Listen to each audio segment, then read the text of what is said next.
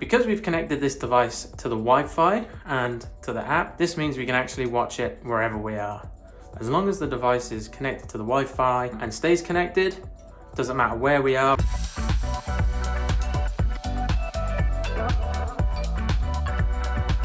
Hey guys, welcome to the Spy Store. Today we're going to be looking at our smoke detector alarm hidden camera with Wi-Fi. Let's open it up and have a look. In the box we're going to have the base plate, so you can stick that to the ceiling. You're going to have your battery, an AC adapter for your charger, charging cable, got an adapter for the battery to charge that up directly, and we've got the unit itself. The key fob, so we can switch it on and off without having to jump up and mess around with it whilst it's on the ceiling. And I've also got some instructions. What we want to do is connect them together. To take it out, just grab the end bits and just pull. It can be a little bit stiff when you pull, but as long as you're holding it by the plastic, you'll be fine. In here, we'll see now that the light has come on. So there's a switch here underneath the light that can be switched to go off and on. So flick it to off, the light goes off. Flick it to on, the light goes on. With the remote, we can press off or on. This doesn't affect this switch here. So this switch is the full power. This is more like a standby mode, and for when you've got it actually wired in. And we can see here there's a charging port, and we've got, this is where the camera is on this side. Now to charge the battery up, you can see there's no charger on the battery itself. One way of doing it is to plug it in like we've got here, and then attaching the charging cable directly to the unit.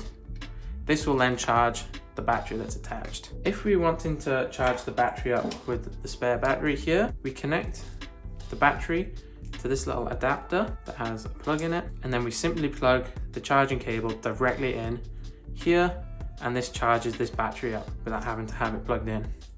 That means then you could have one battery charging during the day whilst using the other one, and then at the end of the day you can hot swap them, so you've always got a battery on charge and one being used. If you don't want to use the battery and you just want to leave it plugged in, say if you've got power going in your roof, if you've got lights up in the ceiling, you can get an electrician round and they can put in a power box, and then you can actually just leave the device plugged in essentially via the charging cable and the AC adapter that you received. Just when you do this, just make sure that you don't plug in the battery if we're leaving it plugged in full time. But for now, we're going to put the battery back in and we'll get cracking. To connect the device, we're going to want to open up our app, which is the IoT Living app. Now we've got that on our phone, create an account. Once we've done that, we can go to our phone settings, go to our Wi-Fi, and on here we should see a Wi-Fi come up that's called Blink, and then it has numbers following it. In this instance, it's not there straight away, so we'll hold down the reset button, which if I put that here, you can see is here, right next to the on light. So if I just hold that down for a few seconds, we've now got the Blink Wi-Fi coming up on our phone. We want to join that Blink Wi-Fi. It's going to ask us for the passwords. We put the password in, and the password is just going to be 012345678 That's just the standard default password that it comes with. Then we'll see here it will join the Wi-Fi, and we'll have our Wi-Fi symbol at the top of our phone say we're connected. It might pop up and say that you're not connected to internet, which is fine because you're not, you're just connected to the device. So as long as we've got this up here, we're good to go. So now we'll go back to the app, press add, manual add, and there's a couple of ways we can do this. You can either enter the device ID or scan the QR code, which is in here. If you can see that, just in here. Or we can go search from LAN, and that pops up. So because we connected to Wi-Fi, it's already found it. Now it's gonna ask us to give it a name. So for now, we'll call it test. You could put it office, hallway, wherever you've got the device, whatever you want. You'll see the pop-up, no internet. Just keep trying, because we need it to stay connected for now. Press the tick.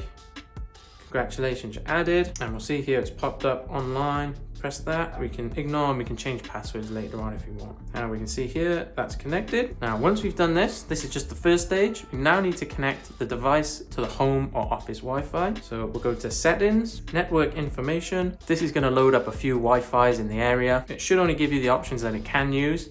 So it has to be a 2.4 gig Wi-Fi. If you're unsure if your house has that, the best way to check is go on your Wi-Fi settings on your phone and see if there's an option that pops up with your Wi-Fi name in 2G. If that doesn't pop up, or you're not too sure, just get in touch with your network provider and they can tell you which way you've got it.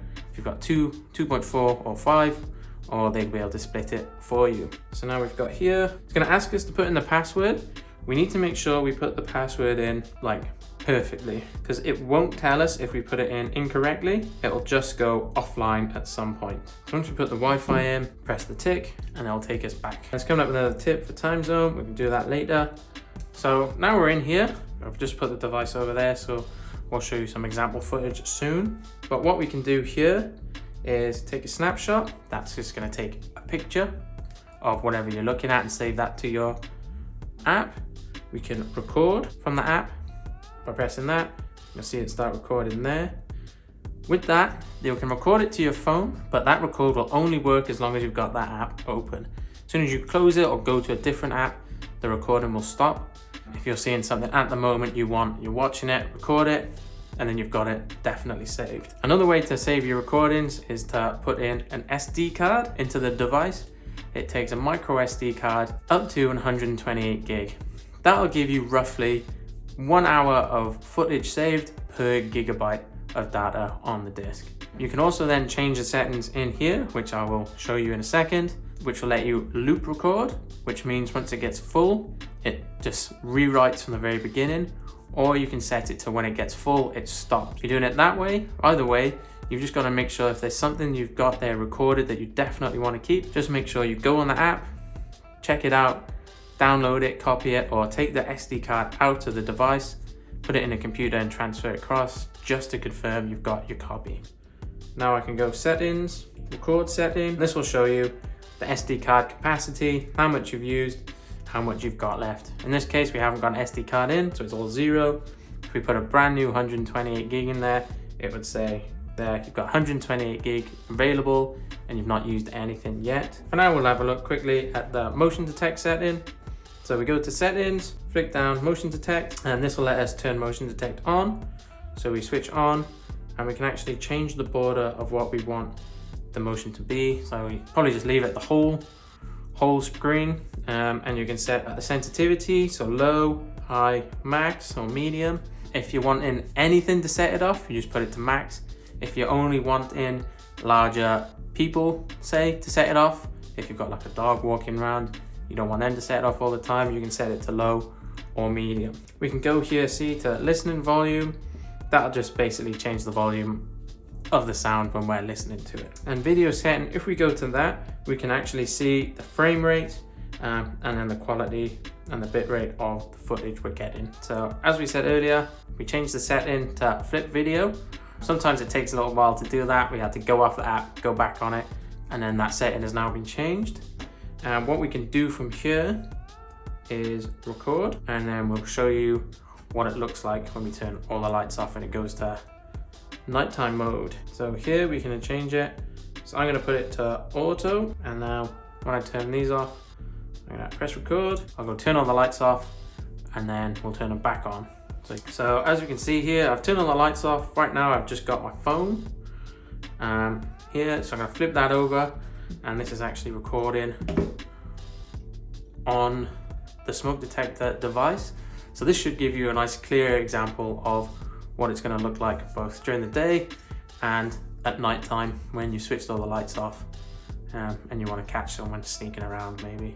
This device, it'll record full HD 1080p, or you could choose to put it into standard definition if you wanted to. HD is going to use up more data on the SD card, whereas the standard definition isn't going to use up as much, but then you're going to lose some of the quality. Because we've connected this device to the Wi-Fi and to the app, this means we can actually watch it wherever we are. As long as the device is connected to the Wi-Fi and stays connected, doesn't matter where we are, we could be at work, at home, we could be on holiday, and we can still open the app and just check it out. Now I'll show you quickly how we actually access those recordings. So across here, we've got a few little things. Press that one, the little gallery, and this will be local. So this is the snapshot we took and those 2 recordings we just did there, where we turn all the lights off, download. We haven't downloaded anything from the SD card, so there's nothing there. An SD card. Obviously, again, we've not put the SD card in, so there's nothing there to see, but once we've actually put the SD card in, we'll actually have a list of things there. Another thing we can do with this app is actually share it with someone else.